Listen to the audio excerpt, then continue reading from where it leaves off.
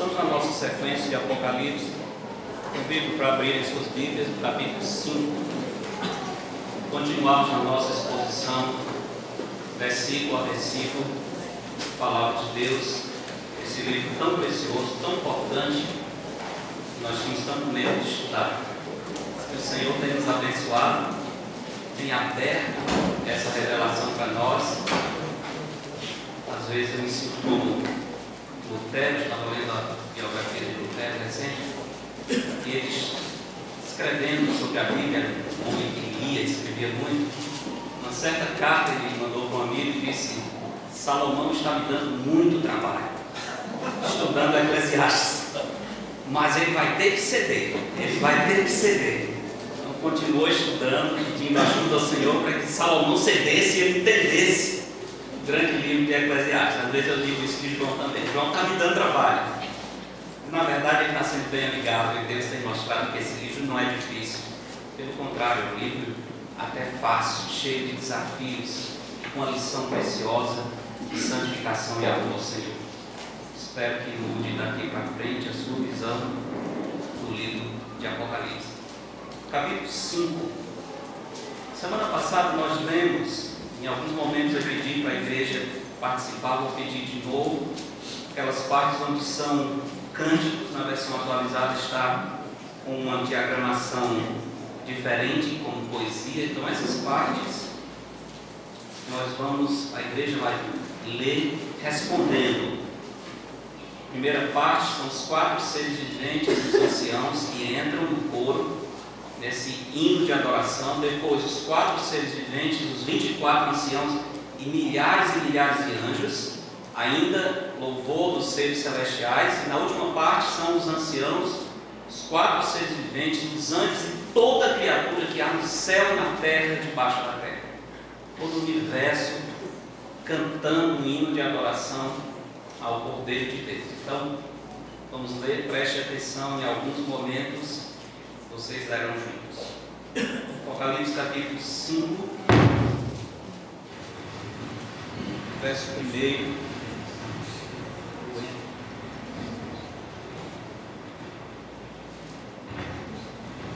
Apocalipse 5, verso 1 diz: Vi na mão direita daquele que estava sentado no trono um livro escrito por dentro e por fora, de todo selado com 7 selos.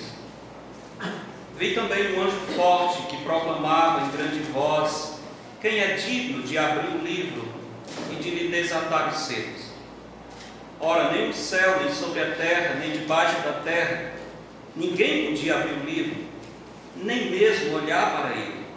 E eu chorava muito, porque ninguém foi achado digno de abrir o livro, nem mesmo de olhar para ele.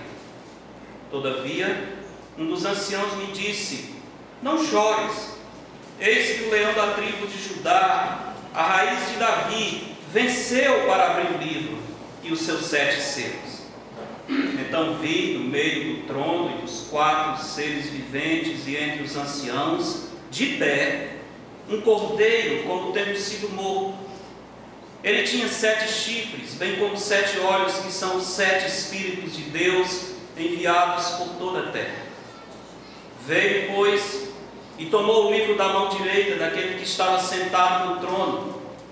E quando tomou o livro, os 4 seres viventes e os 24 anciãos prostraram-se diante do cordeiro, tendo cada um deles uma harpa e taças de ouro cheias de incenso, que são as orações dos santos. E entoava um novo cântico, dizendo: Digno és de tomar o livro e de abrir os selos, porque foste morto e com teu sangue compraste para Deus os que procedem de toda tribo, língua, povo e nação. E para o nosso Deus os constituíste reis e sacerdotes, e reinarão sobre a terra. Vi e ouvi uma voz de muitos anjos ao redor do trono, dos seres viventes e dos anciãos, cujo número era de milhões e milhares de milhares, proclamando em grande voz: Digno é o cordeiro que foi morto de receber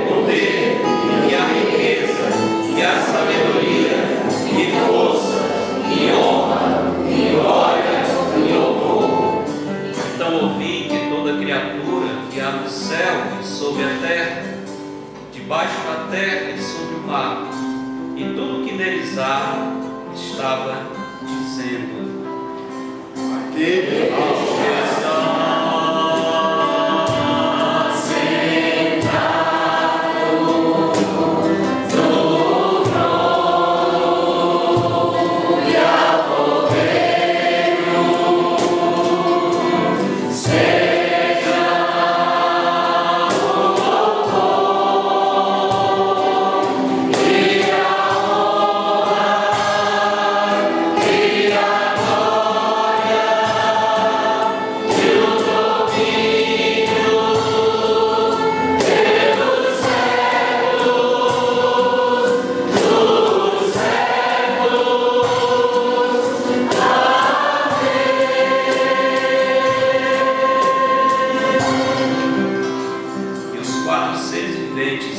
respondiam: amém.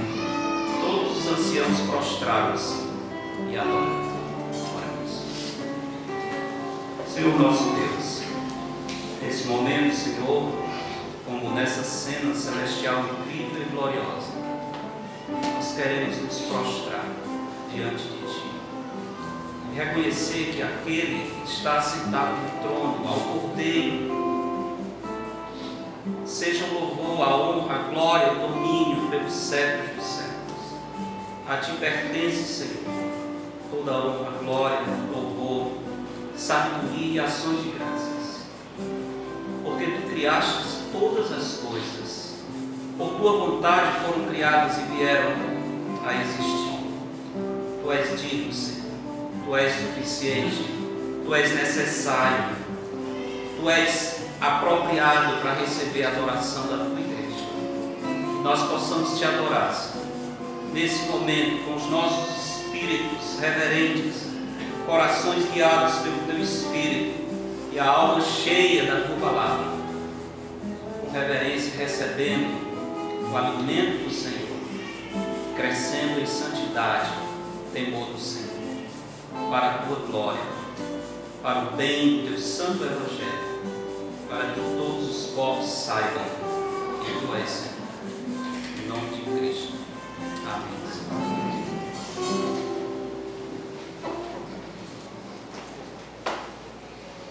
Capítulo 5 de Apocalipse é o capítulo central no estudo desse livro, porque traz uma transição importante, não somente para o enredo do livro, mas para toda a história humana. Semana passada estudamos os versos de 1 a 5. Deveríamos estudar hoje de 6 a 14, mas vamos estudar apenas 6 e 7. Tem muito conteúdo, muita informação nesses dois versículos. Não quero apressar as coisas. É uma transição importante. Daqui para frente o Cordeiro de Deus vai assumir o cenário do livro. Então é muito importante entender quem é esse Cordeiro de Deus, a posição que ele tem, por que ele está nesse momento recebendo esse livro selado das mãos daquele que está sentado no trono. Adoração é uma atividade que deve ser dirigida somente a seres divinos, porque na adoração o adorador se humilha, reconhece a sua insignificância e a dignidade daquele que está sendo adorado. Essa atitude interna de adoração se revela, por exemplo, na postura externa, como no capítulo 4 de Apocalipse, onde lemos que os 24 anciãos prostrar-se-ão, se lançarão aos pés daquele que se encontra sentado no trono. Ele é tão grande, ele é tão digno, ele é tão santo, que não dá para adorá-lo de pé. Os 24 anciãos se curvam aos pés do Senhor. E essa cena se repete várias vezes em Apocalipse. Adoração envolve todo o nosso ser, pressupõe reverência e devoção, envolvendo não somente o corpo, mas a mente, a alma e o coração. Adorar é o mesmo que pagar tributo ao ser adorado. Por isso mesmo, nenhum ser criado, nem mesmo anjos, são dignos ou suficientes para receber adoração. Adoração é atividade prescrita exclusivamente ao Deus Trino da Sagrada Escritura. Nenhum outro ser, mesmo que sejam anjos grandes em poder, capazes de fazer coisas que nós não fazemos, nem anjos devem ser adorados. Em Atos capítulo 10 temos uma história interessante do apóstolo Pedro indo visitar Cornélio, um homem que havia recebido uma visão de Deus, e Deus indicou o endereço onde Pedro estava em Cesareia, na casa de um outro Simão, e disse: traga aquele homem que ele vai dizer para vocês o que vocês precisam ouvir. Bem interessante, Cornélio era um homem temente a Deus, as suas orações tinham chegado na presença de Deus, mas ele não era salvo por isso. Salvação não se ganha por oração, por esmolas, mesmo que você tenha uma vida ética digna. Salvação vem pelo Evangelho de Cristo. É preciso ouvir o Evangelho. A fé vem pelo ouvir. Pedro foi visitar esse homem, e a Bíblia diz que quando Pedro chegou na casa de Cornélio, Cornélio se ajoelhou, se prostrou diante de Pedro. A resposta de Pedro foi: ergue-te, que eu também sou homem. Seria tão interessante se os supostos sucessores de Pedro tivessem a mesma atitude. Não se prostrem aos meus pés, levantem-se, porque eu também sou homem. Em Apocalipse, 2 vezes, João tentou adorar um anjo, mas não foi permitido. A segunda referência, capítulo 20, verso 8 a 9, o anjo diz explicitamente: adore a Deus. Os anjos não recebem, não gostam, não se acham dignos de receber adoração. Adore a Deus. Como vimos na semana passada, aqui estamos entrando na parte do livro que narra as coisas que hão de acontecer, como diz capítulo 1, verso 19. Esse é o momento em que Deus, o Pai, entrega o julgamento do mundo nas mãos do Filho. O juízo de Deus, simbolicamente contido no livro, exige uma pessoa digna para abrir. Um anjo com voz potente, como lemos no capítulo 5, lança um grande apelo. Com a sua voz angelical, ele alcança todos os cantos do universo, apelando, chamando, procurando por alguém que seja digno de abrir o livro. Mas o texto diz que ninguém no universo inteiro, e no universo inteiro inclua os santos servos do Senhor que já estavam no céu, homens que andaram com Deus, como Abraão, Daniel, Jó, eles ouviram a voz do anjo, mas eles não eram dignos de abrir esse livro. O universo inteiro está calado, porque não há quem possa tomar esse livro nas suas mãos. O apelo do anjo, o silêncio do universo, é quebrado apenas pelo choro de desespero do apóstolo João. E diz o texto, verso 5, verso 4: eu chorava muito. Por que João chorava muito? E vimos semana passada que esse é o choro de alguém que está lamentando por algo precioso que foi perdido, ou algo que poderia ser adquirido, mas ele está vendo que não vai conseguir. Por que João chorava muito? Por que o choro de João é o único som que quebra o silêncio do universo humilhado? João sabia que a abertura desse livro era indispensável para fazer cessar a transgressão, para dar fim aos pecados, para expiar a iniquidade, para trazer a justiça eterna. Por isso, João está chorando. Mas enquanto João lamenta, um dos anciãos lhe consola, dizendo que há um que é digno de tomar o livro. Esse é o leão da tribo de Judá, a raiz de Davi. E ele é digno porque ele diz: ele venceu para abrir o livro. Ele venceu para superar todo o mal. Ele venceu para dizer que o mal, o pecado, Satanás não terão a palavra final. Ele é o Senhor e ele é digno de abrir. A partir desse momento, o cordeiro entra em cena. O texto diz que ele recebe o livro das mãos do Pai, e antes de iniciar a abertura dos selos, ele é exaltado num maravilhoso culto de adoração. E como eu disse, se inicia a partir dos seres que estão ao redor do trono, os 4 seres viventes, dos 24 anciãos. Depois milhares, miríades de anjos são convidados a participar desse culto. Finalmente, todas as criaturas do universo estão unidas, prostradas, adorando o Cordeiro que foi morto. Como mencionei semana passada, no Evangelho de João encontramos as palavras bem conhecidas e marcantes de João Batista, que servem bem para resumir o ensino do capítulo 5 de Apocalipse. João Batista, vendo o Senhor Jesus passar no início do seu ministério, ainda no primeiro ano, olhando para ele, disse: eis o Cordeiro de Deus, que tira o pecado do mundo. Eis o Cordeiro de Deus, que tira o pecado do mundo. João 1,29. O que significa tirar o pecado do mundo? Nós podemos entender essa expressão de duas maneiras. Em primeiro lugar, Jesus retira o pecado do mundo ao justificar pecadores por meio do seu sangue derramado na cruz do Calvário. O amor de Cristo cobre multidão, milhares, milhões de pecados. Os santos justificados por Jesus Cristo são aqueles que terão seus pecados cobertos. E a densidade de pecado no mundo se reduz por causa dos salvos em Jesus Cristo. Mas há um outro sentido. Jesus retira o pecado do mundo por purificá-lo, por purificar esse mundo mediante o juízo vindouro em que ele derramará sobre essa terra. Os dois aspectos se unem aqui. Por isso a lição principal desse texto é a seguinte: o nosso Senhor Jesus Cristo, o Cordeiro de Deus, é suficiente para tirar o pecado. Nosso Senhor Jesus Cristo, o Cordeiro de Deus, é suficiente para tirar o pecado do mundo. Por quê? 2 motivos.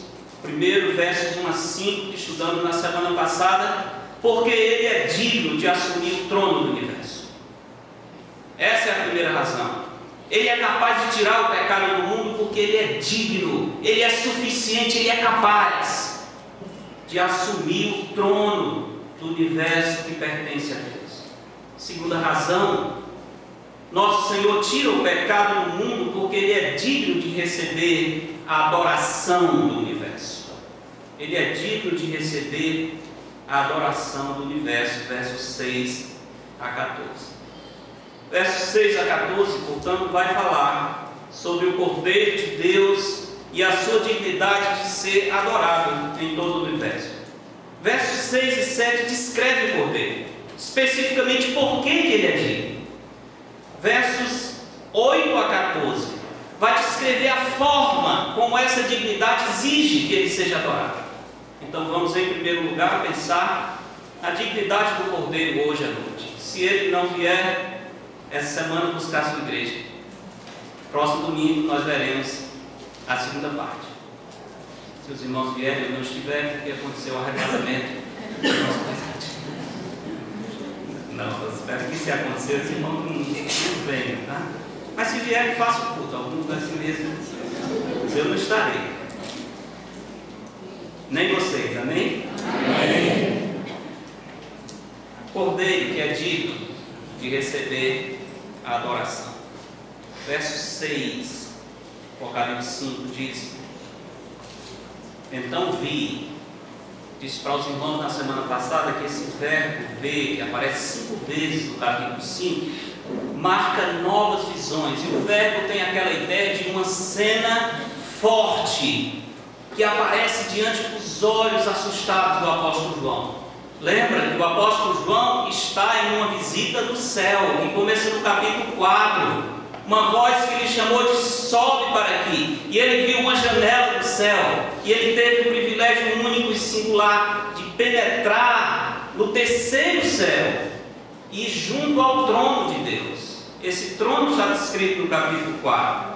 E aqui o verso 6 diz: vi algo novamente grandioso, maravilhoso diante do apóstolo João.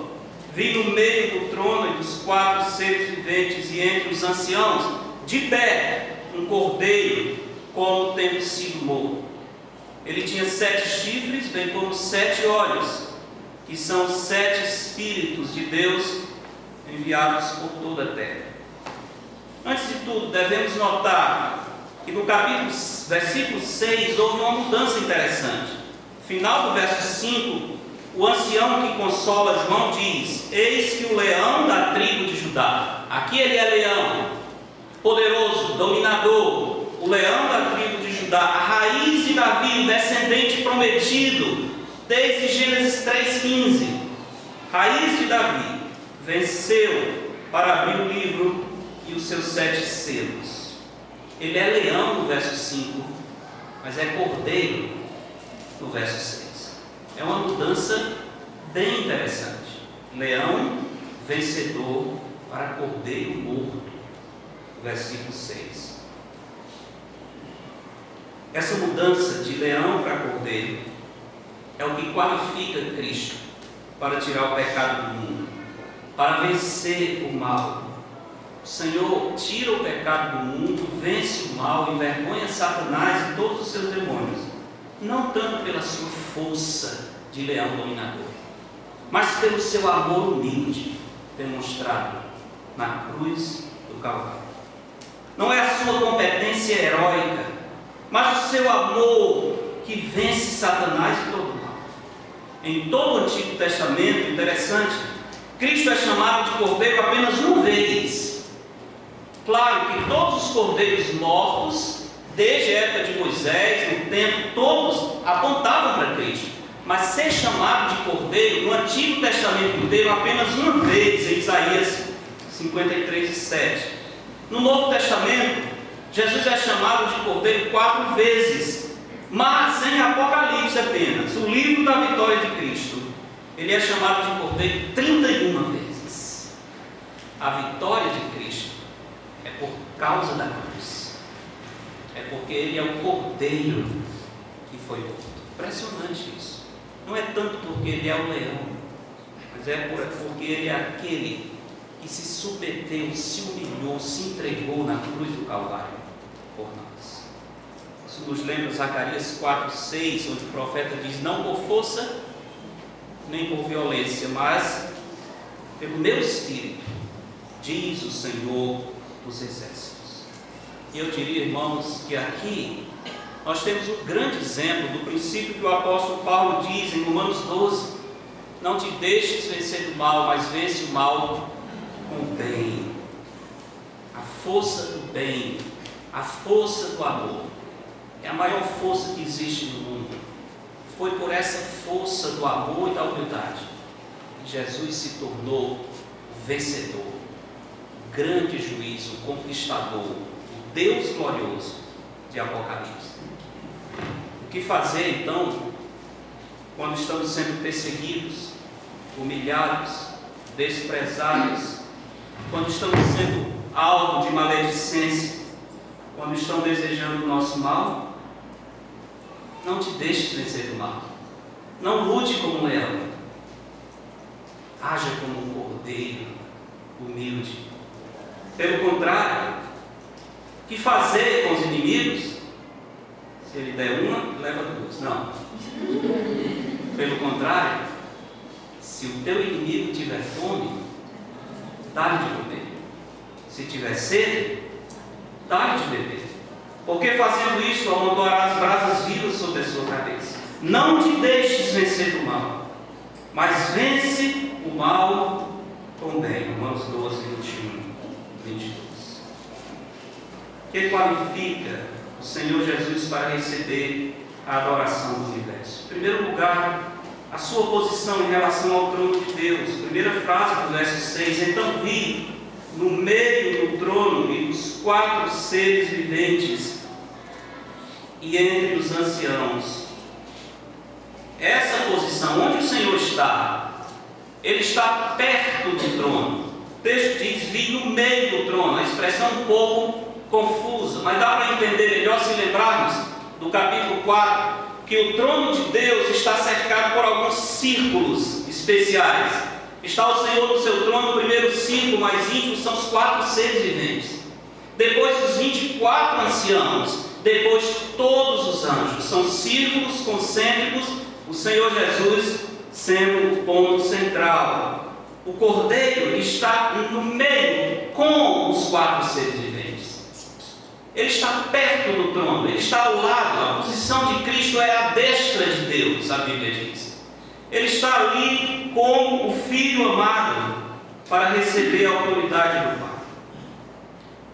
O apóstolo João diz que enquanto ele olhava, ele viu esse Cordeiro. Interessante, apesar do glorioso esplendor do trono de Deus, lembra? O capítulo 4 diz como era o trono de Deus. Tinha o brilho ofuscante das pedras preciosas, o arco-íris, tinha um efeito assustador de trovões, relâmpagos, tinha o fogo abrasador de 7 tochas, tudo isso ao redor do trono de Deus. Mas apesar disso, João viu o Cordeiro de Deus. Impressionante, a glória do Cordeiro supera todas essas coisas. E João consegue perceber, no meio do trono, dos 4 seres viventes e entre os anciãos, de pé, ao lado do trono. Por que ele está de pé?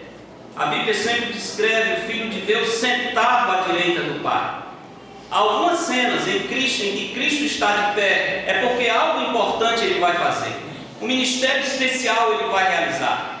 Há uma cena muito linda em Atos, quando Estevão, grande servo do Senhor, primeiro mártir, está sendo levado à presença de Deus por apedrejamento. Pouco antes da sua morte, ele diz: eu estou vendo o Filho de Deus de pé. O céu se abriu e ele viu a Cristo Jesus não sentado, mas em pé. Por que Jesus levantou-se na hora da morte de Estevão? Pela mesma razão que ele se levantará para nos receber quando nós formos para a sua presença. Ele nos recebe com alegria, porque ele morreu por nós. Aqui ele aparece outra vez de pé, não para receber o mártir, o servo do Senhor, mas para assumir uma autoridade, para fazer com que a história humana se movimente para a sua última fase, que é a fase de juízo. Cordeiro que se acha de pé, mas é um cordeiro diferente. Ele se parece com um cordeiro que foi morto. Ele parece que foi morto, ele tem as marcas da morte, mas ele está vivo. Não está caído, ele está de pé. As cicatrizes da sua morte violenta, interessante a expressão como tendo sido morto, poderia ser traduzido como tendo sido sacrificado, morto violentamente. E as chagas dessa violência, João viu no Cordeiro de Deus. Nós veremos também, como Tomé, que na sua dúvida disse que queria sentir a cicatriz, e o Senhor Jesus, ressuscitado, chamou a Tomé e disse: coloque a tua mão, Tomé, e sinta as cicatrizes. No nosso corpo ressuscitado não vai haver cicatrizes de pecado, mas no corpo de Jesus tem, porque essas cicatrizes lembram o preço que ele pagou por nós. As cicatrizes da mão do Senhor eternamente nos fará prostrar os seus pés. Sempre será uma lembrança do Calvário. O Cordeiro de Deus foi sacrificado por nós, e nós só chegaremos no céu por causa do Calvário. Essas marcas precisam estar diante de nós. Cordeiro como tendo sido morto, mas está vivo. Os demônios, os homens maus que tentaram detê-lo, não lograram êxito. A grande ironia da história, Satanás, todos os seus demônios vibrando na cruz de Cristo, lembra? Satanás, o diabo entrou em Judas. Ele estava envolvido em toda aquela cena horrível, estava agindo em Pilatos, estava agindo com os fariseus, saduceus, o sumo sacerdote, estava conduzindo aquela multidão enlouquecida, dizendo: não, rei dos judeus, livra Barrabás. E Pilatos dizia: o que eu faço com Jesus chamado Cristo? Eles diziam: crucificam. Satanás está envolvido, aquela massa enlouquecida, querendo sangue do Cordeiro de Deus, está dirigida pelo diabo. Satanás teve um pouquinho do gosto de vitória na cruz, certamente. Mas isso nos leva de volta a Gênesis 3,15. Descendente da mulher.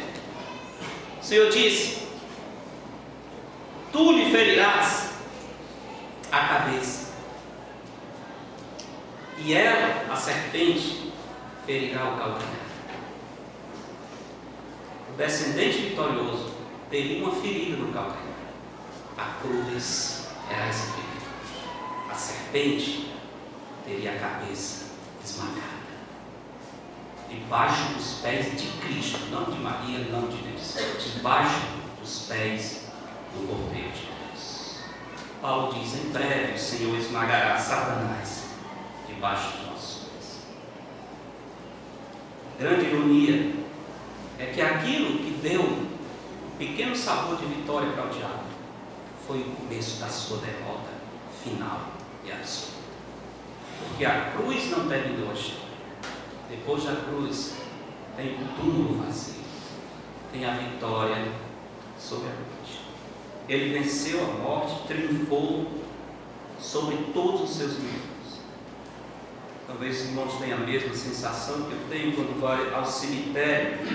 O cemitério é um dos lugares onde aparentemente parece que o mal venceu, onde aparentemente parece que a morte teve a palavra final, mas não teve, não teve. Os cemitérios um dia ficaram cheios de glórias quando os santos de Deus ressuscitaram. O Cordeiro de Deus chamá-los. Olha em João capítulo 5. Evangelho de João, capítulo 5, verso 25, diz: João 5, 25: em verdade vos digo que vem a hora, e já chegou, em que os mortos ouvirão a voz do Filho de Deus, e os que a ouvirem viverão. Porque assim como o Pai tem vida em si mesmo, também concedeu ao Filho ter vida em si mesmo, e lhe deu autoridade para julgar, porque é o Filho do homem. Não vos maravilheis disto, porque vem a hora em que todos os que se acham nos túmulos ouvirão a sua voz e sairão, os que tiverem feito bem para a ressurreição da vida, e os que tiverem praticado mal para a ressurreição do juízo. Será algo impressionante, maravilhoso. Os servos de Deus, os santos do Senhor, a primeira ressurreição acontecendo no dia do arrebatamento. Os que morreram em Cristo ressuscitando antes dos outros. Imagina o susto dos coveiros, dos porteiros do cemitério, quando vê aquelas covas se abrindo, os túmulos se abrindo e essas pessoas saindo. Lembra quando Cristo morreu? Alguns ressuscitaram em Jerusalém, entraram e as pessoas ficaram com muito medo. Mas esses não fazem medo, não são almas penadas, não são fantasmas, são os comprados pelo sangue de Cristo. Estão sendo reunidos com a sua igreja e juntos subirão ao encontro do Senhor dos ares e estarão para sempre com o Senhor. Durante 7 anos em que a terra estará sob o juízo terrível, a igreja de Cristo estará festejando a celebração das bodas do Cordeiro dos céus. Essa é a grande esperança dos salvos. Jesus é capaz de receber, é digno de receber a adoração por causa da sua posição em relação ao trono de Deus. Voltando ao verso 6, João diz que o Cordeiro estava de pé como tendo sido morto. Por que esse Cordeiro foi morto e por que as marcas da morte continuam sendo visíveis na eternidade, mesmo no seu corpo glorificado? Vamos dar uma olhada em Isaías 53, a recordar um texto belíssimo do Antigo Testamento, o mais claro de todos os textos que explicam o sacrifício do Filho de Deus. Isaías 53, abra sua Bíblia para lermos alguns versos.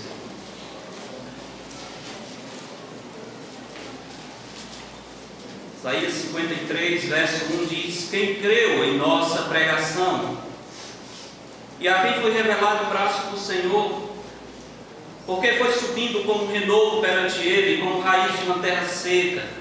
Não tinha aparência nem formosura, olhamo-lo, mas nenhuma beleza havia que nos agradasse. Por quê? Por causa da morte violenta. O Senhor ficou desfigurado, era desprezado e o mais rejeitado entre os homens, homem de dores e que sabe o que é padecer. E como um de quem os homens escondem o rosto, era desprezado, e dele não fizemos caso, mas ele fez de nós, graças a Deus. Certamente ele tomou sobre si as nossas enfermidades, e as nossas dores levou sobre si, e nós o reputávamos por aflito, ferido de Deus e oprimido. Mas ele foi traspassado pelas nossas iniquidades, foi moído pelas nossas transgressões. O castigo que nos traz a paz estava sobre ele, e pelas suas pisaduras fomos sarados. Todos nós, situação miserável, terrível, andávamos desgarrados como ovelhas, cada um se desviava pelo caminho, mas o Senhor fez cair sobre ele a iniquidade de nós todos. Ele foi oprimido, humilhado, mas não abriu a boca. Como cordeiro foi levado ao matadouro, como ovelha muda perante os seus tosqueadores, ele não abriu a sua boca. Isaías nos deixa claramente, nos dá uma explicação muito clara dos motivos do sacrifício e da morte violenta do Cordeiro de Deus. Interessante que a palavra cordeiro, que aparece em Apocalipse 5:6, fala de um pequeno cordeiro. A palavra é um diminutivo, na verdade. Fala de um cordeiro de estimação, completamente inofensivo, como um cordeiro que uma criança tem como seu animal de estimação. Mas isso nos lembra aquele pequeno cordeiro que os judeus guardaram por 4 dias antes de o sacrificarem, no dia em que o anjo do Senhor passou sobre o Egito e matou os primogênitos de toda a terra do Egito. A ordem de Moisés é que cada família pegasse um pequeno cordeiro, na verdade que servisse de alimentação para uma família, não era um animal grande. Mas se a família fosse pequena, então podia ter outra família junto. Esse cordeiro de estimação, inofensivo, pequenino, lindo, sem nenhuma mancha, perfeito, seria aprisionado por 4 dias. No dia 10º, no dia 14º, ele seria imolado no crepúsculo da tarde. O sangue daquele cordeiro seria utilizado para pintar o ângulo das portas, porque à meia-noite o anjo do Senhor viria para a 10ª e terrível praga, a morte de todos os primogênitos, inclusive o primogênito do rei que ia assumir o seu trono. Faraó havia brincado muito com Deus. Faraó havia zombado muito do Senhor. E o Senhor está dizendo agora para o rei do Egito: eu vou lhe mostrar quem é que manda no universo. Faraó, depois da 10ª praga, o povo do Egito pediu que os judeus saíssem correndo. Mas na casa dos judeus não tinha nenhum morto. Porque o sangue daquele pequeno cordeiro cobriu os que estavam dentro de casa. E a ira de Deus que desceu do céu se desviou daquela casa. O sangue de Cristo nos cobre, nos livra. Talvez uma ilustração moderna seria como um para-raio na ira de Deus. A ira do Senhor está descendo do céu, mas aqui tem um instrumento que atrai essa ira e livra de que ela caia sobre nós. O sangue de Cristo, Cordeiro de Deus, que tira o pecado. Isso mostra o significado da morte do Senhor. Uma pergunta, meus irmãos, cada um de nós pensarmos: quantos pecados são necessários para uma pessoa ser lançada eternamente no inferno? Quantos? Basta um. Basta um. Uma pergunta ainda mais séria. Quantas vezes hoje só Deus teria tido o direito de nos lançar no inferno? Só hoje. Quantas vezes, se o Senhor tivesse feito o que nós merecemos, quantas vezes nós teríamos sido lançados no inferno? Um pecado só. Mas Cristo recebeu os pecados de nós todos. Imagina isso. Os pecados de todos os salvos, castigados sobre o Cordeiro de Deus. Quantos infernos Jesus sofreu por nós. Grande sofrimento do Filho. Mas eu estava pensando, enquanto meditava nesse texto, espero que não seja heresia, se for vocês me corrigem, está gravado aqui, a gente apaga depois. Nós sempre pensamos no sofrimento do Filho. Nós não pensamos no sofrimento do Pai. Deus, o Pai, estava sofrendo muito nesse momento. Ele tinha que fazer o que ele fez, mas ele estava sofrendo muito. A dor de Cristo, sem dúvida, é indescritível, como nós cantamos na música que eu traduzi. Com os meus pecados eu fiz sofrer a dor de um condenado. Sim, terrível. Mas e o Pai? Irmãos, precisamos lembrar: quem é o Filho que está sendo castigado? Lembra do batismo do Senhor Jesus, a voz que desceu do céu disse: eis o meu Filho amado em quem me compraz. O Pai estava castigando o seu Filho amado. Como nós, pais, quando castigamos os filhos, parece que as pancadas no filho doem mais em nós. Eles não entendem isso mesmo, não adianta explicar. Meu filho, eu estou sentindo, não, isso é conversa fiada. Até que um dia, quando eles se tornarem pai e mãe, eles poderão entender um pouco disso. Enquanto o pai está castigando o filho, aquelas pancadas voltam para o próprio pai, porque é o filho amado. O pai está lançando um castigo infernal sobre aquele a quem ele tem amado com amor eterno, antes da fundação do mundo. Uma relação de amor eterna, e agora se quebra por causa do pecado. Ao virar o rosto, o pai está sofrendo horrivelmente. O pai não queria virar o rosto, deixar o seu filho amado na cruz. Mas eu digo, como o pai do filho pródigo, que sofria com a separação do seu filho, ficava olhando no caminho esperando o retorno, o Pai Celeste sofria ao ver o seu filho recebendo a ira de Deus. Preço altíssimo, irmãos, para o filho, preço altíssimo para o Pai, preço altíssimo para o Santo Espírito. Trino Deus sofre.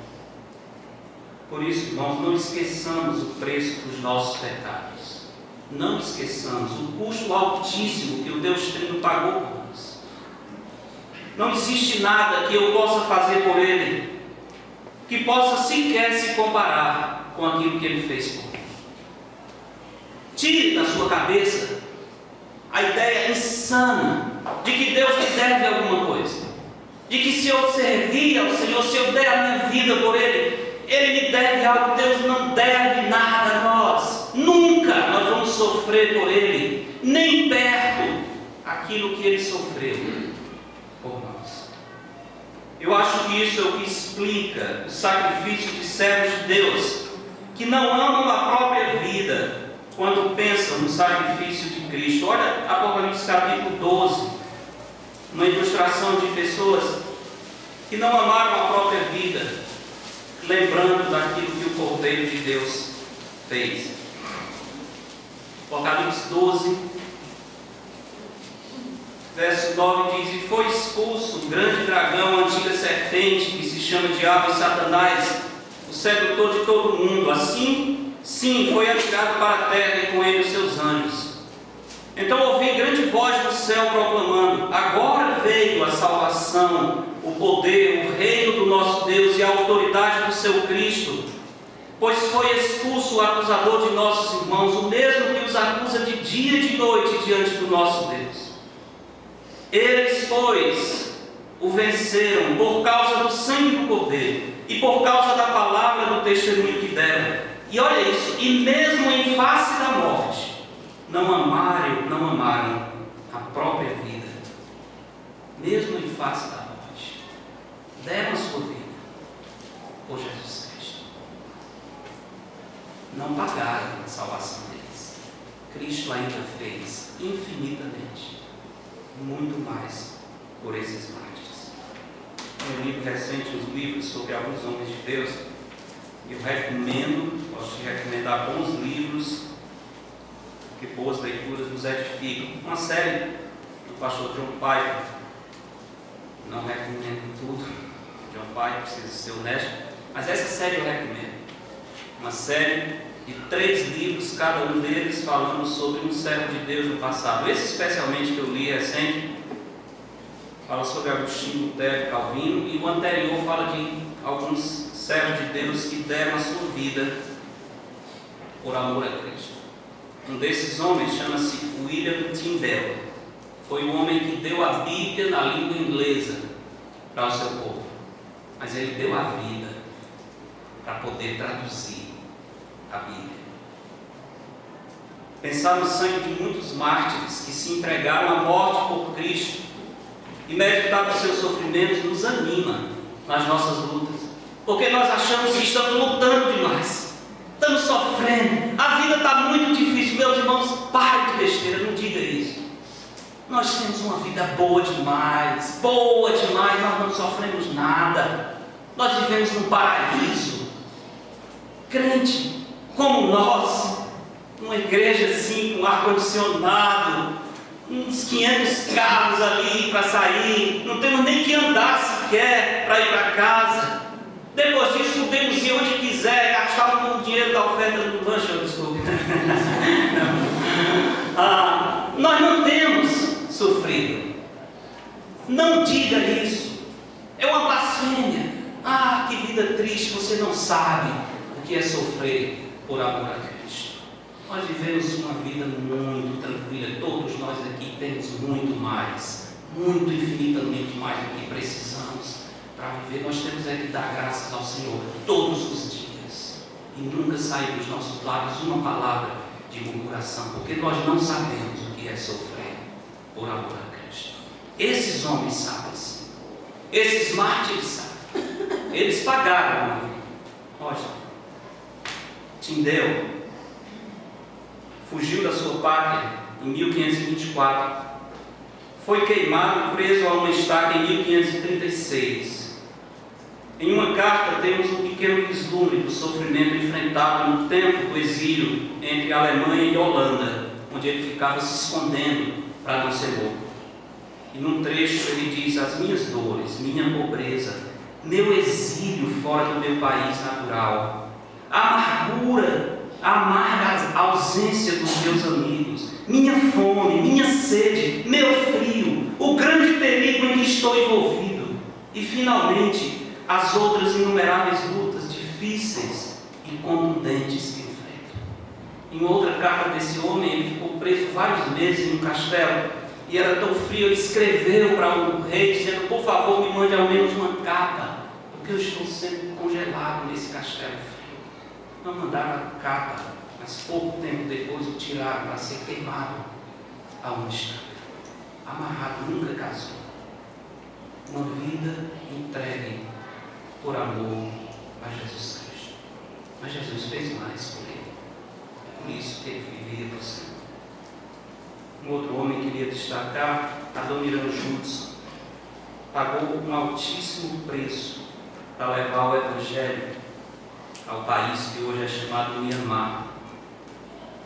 Em 1832, por um problema na Inglaterra com aquele país, que na época chamava-se Birmânia, os ingleses vieram, destruíram, bombardearam o porto e começaram a atacar. E o que o governo fez? Prendeu todos os ingleses que estavam lá como espiões. E o missionário inglês foi preso como espião. Foi tirado da sua casa em 8 de junho de 1824. Seus pés foram acorrentados e à noite uma longa trave de bambu era baixada e passada entre a corrente das pernas e suspensa até o ombro, e a cabeça dos prisioneiros ficava pendurada e encostada no chão. Uns anos mais tarde, quando a sua esposa lidava com profunda escuridão em sua própria alma, ele contou-lhe que manteve a sanidade durante os meses na prisão, em parte recitando 2 linhas de um poeta cristão chamado William Cowper, que dizia: cuidado com os passos desesperados, o dia mais sombrio passará. Tenha paciência. Horríveis como eram as condições na prisão, Judson manteve o raciocínio. Ele ainda pensava nas possibilidades de como tudo isso iria servir para o avanço do Evangelho. Ele disse a um companheiro de prisão: estou aqui há 10 anos pregando o Evangelho para ouvintes tímidos que desejam abraçar a verdade, mas não ousam fazer isso. E suplico sem sucesso ao imperador para que garanta a liberdade de consciência para o seu povo. E agora, quando todos os recursos humanos parecem ter acabado, Deus abre o caminho ao levar uma nação cristã a dominar o país. É possível que minha vida seja poupada. Se for, com que ardor continuarei o meu trabalho? Se não for poupado, a vontade dele será feita. A porta será aberta para que outros façam um melhor trabalho. Impressionante. 3 esposas morreram, os 3 primeiros filhos. Mas também queria mencionar a história de um nosso missionário perto, aqui no Maranhão. A gente fala dos missionários tão distantes, tem muita história heróica acontecendo perto de nós. Recente eu dei esse livro para alguns irmãos, uma biografia de um homem chamado Douglas Smith, era um canadense, que veio para a cidade de Barra do Corpo, no interior do Maranhão. Uma história simples, é o filho que conta. Mas esse jovem saiu do Canadá sem saber uma palavra em português, sem ter um centavo de sustento das igrejas, pegou todas as suas economias, pagou a passagem para ir para a Argentina, trabalhar com uma irmã que era missionária. Ao passar na costa do Nordeste brasileiro, olhando o Maranhão, sentiu um profundo amor por aquele povo devido à escuridão espiritual em que eles viviam. Foi até a Argentina, mas não suportou e voltou para pregar no Maranhão. Sem saber falar, resolveu se empregar para lavar pratos num restaurante, na esperança de que, enquanto ele lavava os pratos, ouvia o povo falando e aprender a língua. E aprendeu assim, realmente. Tempos depois casou com uma brasileira, maranhense. Os 5 primeiros filhos morreram. Os 5 primeiros filhos não passaram dos 3 anos de idade. Eles iam enterrando os filhos à medida que ia fazendo as suas viagens missionárias. Mas nunca desistiu de servir a Cristo. Isso é demais? Não se compara com a cruz, irmãos. Um pequeno vislumbre, mas eu trago isso para dizer aos meus irmãos que deem graças ao Senhor. Deixem de murmurar. Confessem ao Senhor o seu pecado de falta de contentamento, porque o Senhor tem sido tão generoso, tão bondoso com todos nós. A impressão que temos hoje é que poucos estão dispostos a se sacrificar em prol das coisas de Deus. Deixe-me dar um exemplo simples. Pense, por exemplo, nos motivos que levam tantos de nós a chegar atrasados nos cultos de adoração, ou a nem vir para a igreja. Não é só na igreja que a gente serve ao Senhor, mas é uma indicação do nosso amor. Basta ter um trabalho na faculdade para empregar, um compromisso familiar, uns minutos a mais de descanso, ou outras banalidades, e nós nos achamos justificados para ficar em casa, deixar de adorar o Senhor. Eu entendo que às vezes as circunstâncias são realmente difíceis, mas tudo é uma questão de prioridade. Faltamos ou nos atrasamos para a adoração ao Senhor, mas não sacrificamos o nosso entretenimento, não sacrificamos o nosso tempo de bobagem na internet, nos filmes, não sacrificamos nossa diversão, não sacrificamos o tempo perdido assistindo jornais ou pior ainda novelas. não sacrificamos o tempo cuidando do nosso corpo, não sacrificamos uma boa conversa que nós queremos ter, sacrificamos as coisas de Deus. Mas essas coisas, não. Por quê? Prioridade, compromisso. Quando realmente os compromissos nos afogam, e eu entendo que algumas vezes isso acontece, o que é que eu devo fazer? Sacrifício. Sacrifício. Essa é a hora de fazer sacrifício. Vou dormir menos, mas não vou deixar de adorar ao Senhor. Vou ter menos tempo para relaxar, não tem problema, mas eu vou adorar o Senhor. Nós fazemos isso por outras coisas, não fazemos? Nós fazemos isso para fazer um bom negócio e ganhar dinheiro. Passo a noite acordado, porque se eu ficar a noite acordado, eu posso fazer um bom negócio, o sono vai embora. Sacrifícios. Falta essa palavra no nosso dicionário. Gostamos de lembrar o que Cristo fez por nós. O que fazes tu por mim? Lembra-se disso. A posição do Senhor em relação à divindade, ainda no verso 6, mostra que Ele é digno da adoração. Ele tinha 7 chifres, bem como os 7 olhos, que são os 7 Espíritos de Deus. Nos tempos bíblicos, animais selvagens com muitos chifres simbolizavam animais que tinham muita força. Na visão de Daniel, lembra aqueles animais que aparecem ferozes com chifre, um bode feroz com chifre entre os olhos, muito forte, muito poderoso. Então, os chifres dos animais selvagens eram sinal de força e poder. Não vou ler as referências por questão de tempo.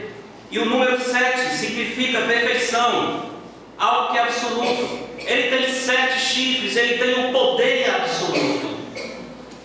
Ele tem todo o poder na sua mão. Jesus Cristo tem poder completo. Em Apocalipse, o Cordeiro vai se envolver em algumas batalhas cósmicas, nas quais ele aparentemente não tem a menor chance. O Cordeiro de Deus vai lutar com o dragão. Não vou ler as referências, posso dar para os irmãos, mas ele vai lutar com o dragão, a antiga serpente, o diabo. O Cordeiro de Deus vai lutar com a multidão de gafanhotos saindo do inferno. Vamos ver isso adiante. O Cordeiro de Deus vai lutar com 3 espíritos imundos em forma de rã, que vêm também do inferno. Vai lutar contra milhares de exércitos humanos liderados por Satanás, no capítulo 19. Mas o Cordeiro não é apenas aquele que foi morto, ele é o leão, ele é o Rei dos Reis, ele é o Senhor dos Senhores. Na cruz ele já conquistou o diabo, e agora ele está completando o domínio e o julgamento. Sua divindade se manifesta no fato de ter sob o seu controle o Espírito Santo. 7 olhos, que são 7 Espíritos de Deus, falando da onisciência do Espírito Santo, que percorre toda a terra. O verso 7 termina mostrando a posição dele em relação ao juízo de Deus. Veio, pois, tomou o livro da mão direita daquele que estava sentado no trono. Tudo que João viu nessa experiência maravilhosa de visita ao céu foi uma preparação para esse momento, quando Cristo efetivamente assume toda a autoridade nos céus e na terra. Esse é o ponto culminante da história humana, esse momento em que o Cordeiro se levanta e vem tomar o trono das mãos de Deus o Pai. Toda a história da redenção foi para esse momento. É uma transição cósmica. Daqui para frente o mundo não será o mesmo. Daqui para frente o que se espera são 7 anos de tribulação. Depois disso, o juízo do Senhor, novos céus, nova terra e nova Jerusalém. Quando o Cordeiro se levanta para tomar o livro, nós chegamos no limiar da história universal. Por isso que é um momento extremamente importante. Ele vai começar a abrir o livro, abrir esse selo. No capítulo 6, nós veremos isso. O Cordeiro tem uma posição de autoridade em relação ao juízo de Deus. Meus irmãos, espero que nós reconsideremos a nossa adoração ao Cordeiro. Esses 2 versos, somente vamos ficar aqui, nos levam de volta para a dignidade do Cordeiro de Deus. Quem é o Cordeiro de Deus que tira o pecado do mundo? A adoração está sempre presente na nossa vida, sempre. Há sempre alguém ou alguma coisa recebendo a nossa devoção. Por quê? Porque fomos criados para adorar, nós sempre vamos adorar, sempre. Se não adorarmos o Deus verdadeiro, vamos adorar deuses falsos. Mas a adoração faz parte do nosso ser. E aqui cabe uma pergunta: como a minha vida, nas grandes e nas pequenas coisas, tem servido para adorar o Cordeiro de Deus? Será que aquilo ou aquele a quem adoro é digno de adoração? Os que respondem dizendo que são adoradores de Cristo devem avaliar como estamos adorando o Cordeiro de Deus. Fazemos da sua glória o alvo de tudo? Estamos comendo, bebendo ou fazendo qualquer outra coisa para a glória do Cordeiro de Deus? E quanto a sacrifícios por Cristo? Será que estamos prontos a sofrer alegremente sacrifícios por Jesus? Pense nisso. Mas devo também chamar a atenção para o risco da falsa adoração ou da demora em adorar verdadeiramente o Cordeiro de Deus. Mesmo correndo o risco de ser simplista, quero comparar o juízo vindouro com essa série de pregações em Apocalipse. Vou explicar. Nós temos levado já 13 semanas e ainda nem chegamos na abertura dos selos, o momento em que a igreja será arrebatada e os moradores da terra irão receber a ira de Deus de um modo tão terrível que irão procurar a morte, irão dizer aos penhascos, aos montes: caí sobre nós, não suportamos a ira do Cordeiro de Deus. Não chegamos ainda a esse momento, mas estamos indo aos poucos, lendo cada sentença, andando em passos lentos e didáticos, a fim de que possamos entender bem a graça de Deus e a sua misericórdia nesse livro. Mas estamos chegando nos selos, estamos no limiar do juízo. Dentro de poucos dias, os selos serão abertos, veremos um mundo desesperado. O tempo desse estudo ameno, tranquilo, está terminando. Logo vamos entrar no juízo de Deus. De certo modo, meus irmãos, amigos, a vida é assim. A história humana é assim.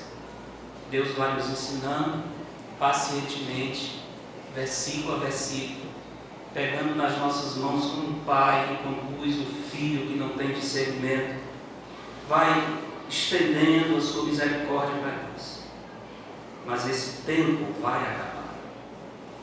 A misericórdia do Senhor tem um limite, tem um limite. E quando esse limite chegar, já não haverá chance de alguém escapar da ira de Deus. E assim, talvez o melhor apelo que eu posso usar para terminar esse sermão são as palavras do salmista, do Salmo 2, que é um salmo messiânico, que diz assim, no último verso 12: beijai o filho, para que não se irrite, e não pereçais no caminho, porque dentro em pouco se lhe inflamará a ira. Bem-aventurados todos os que nele se refugiam. A ira virá, a ira virá. Beijem o filho, abracem, amem o filho, antes que ele se irrite e nós pereçamos na sua ira. Todos aqui estão seguros de que serão livres da ira de Deus, do Cordeiro? Estão cobertos pelo sangue do Senhor Jesus? Passaram da morte para a vida? Se você diz sim, eu digo: quando foi? Quando foi? Ah, foi qualquer dia, mas eu nasci assim. Ninguém nasce assim. Nós nascemos todos sob a ira de Deus. Há aquele momento que se passa da morte para a vida, que você reconhecidamente diz: eu sou um pecador perdido, Senhor, tem misericórdia de mim. E o Senhor, com a sua graça, abre os seus olhos. E você passa a ver diferente, pensar diferente, gostar diferente. É nova criatura, Jesus. Quando foi que isso aconteceu?